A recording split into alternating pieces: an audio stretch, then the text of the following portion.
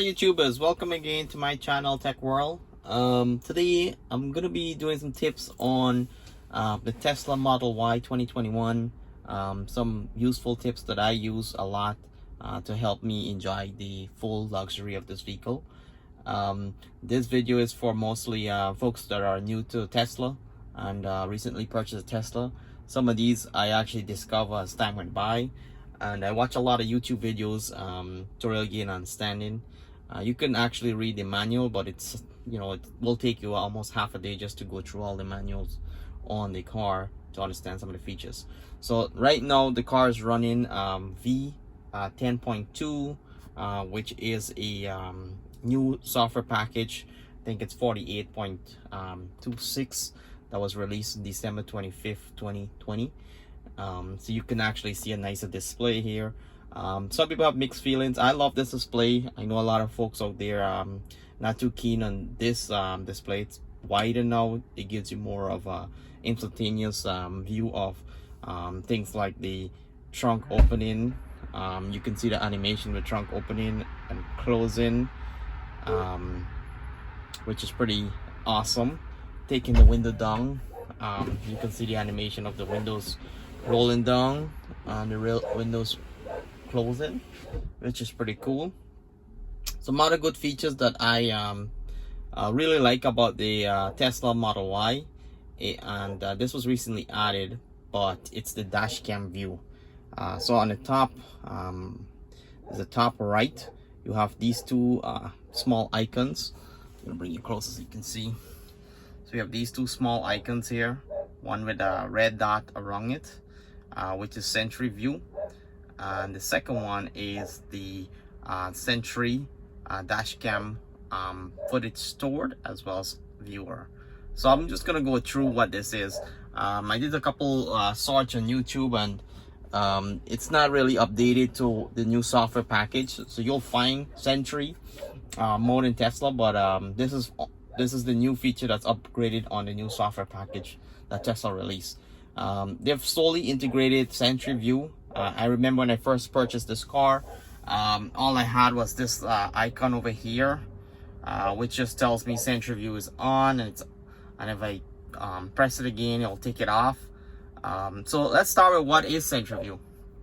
So if you go to the owner's dash here, and you can actually get a little detail on what Sentry Mode is. So Sentry Mode is basically the car's security system. It enables you to monitor your car when you are at park or when you're at work, or basically any activity that happens around your car. The car cameras, the 8 integrated cameras, will take video footage of those activity and store it on a USB, which is something that you will have to provide. And also the car does have built-in memory, but it is recommended that you get a USB to store those video footage. So let's start with some of the features of Sentry Mode. So when I first bought the car, all that you had was the on and off option, and the ability to exclude Sentry View when you're at home. So if you walk around the car, you're not using up extra storage in USB, so it's not saving those footage. The dash cam footage also, it saves clips on the horn, so whenever you honk your horn, those clips are actually saved on the USB. And you have the option to turn it on or off. The park assist chime, but basically all included here. Joe mode, you can turn on security alarm, turn it off, pin to drive, all that stuff is there. But specifically, what we want to look at today is, I'm gonna keep that on, is the Sentry Mode on the new software package. So one thing that I really absolutely love about this here, and I'll tell you what I really like and don't like. So one thing I really love about this Sentry Mode and the dash cam footage or dash cam viewer is the ability to look at those clips directly while you're in the car. So basically, it also gives a breakdown of all the activities that happen while the car was parked. So I'll launch the Sentry viewer. So basically, when it's launched, it actually has the 4 cameras along the display here. And these 4 cameras are the front camera, the rear camera, the left camera, and the right camera. And you can actually move those cameras. So let's say I want to just focus on the rear camera. I tap on the rear camera, the camera disappears here and it takes up the main screen. And if I want to use the left camera, tap on the left camera, it takes up the main display here. So what I really like, and before this is very new actually. Before, you weren't able to see these footage on inside the car. You actually don't take the USB out, plug it into your phone or computer, and look at the clips. Now we have the true ability to look at those clips directly off the inside the car. And what I absolutely love is the ability to, let's say you don't want to see the recent clips, you want to see old clips. You can actually look at the list view here, and it has all the clips of all the different places that you travel. It's actually saved here. So I was in New York. I have some footage here of people that was standing near my car. I was having a conversation. I actually saved those clips. So if you find it useful, you can actually save those clips and you know, deal with it to your computer as well as share it with other folks. But I do love that it keeps the archive of all the clips, and this was December 19th 2020. And then it actually keeps all the clips of all the cameras on the outside of the car, which is pretty cool, and I do like that feature. So you can see me talking there with someone, and then I have the other clips for the other cameras, which is pretty cool. It does go as far back as December 19th, but that is really when the update was released for the Sentry dashcam viewer, which is pretty cool. One thing I did like here is I was actually parking my car and I was backing up, and I could see all the cars around me while I was backing up and driving, which is pretty cool, because if anything happens, you have those clips to, you know, share to your insurance company or whatever the case may be, as a safety mechanism. So there you go. That is the Sentry mode, and now we have the full ability to look at dashcam view. And this is not your typical dashcam view where you're monitoring in front of the car on those aftermarket dashcam cameras. This is actually a monitoring the surrounding of the car, so the front, the back, and the left and right aspects of the car, which is excellent. Now what I don't like about it, so I really like that Tesla gave us the option to look at these clips and to store these clips on USB, but it's not really useful.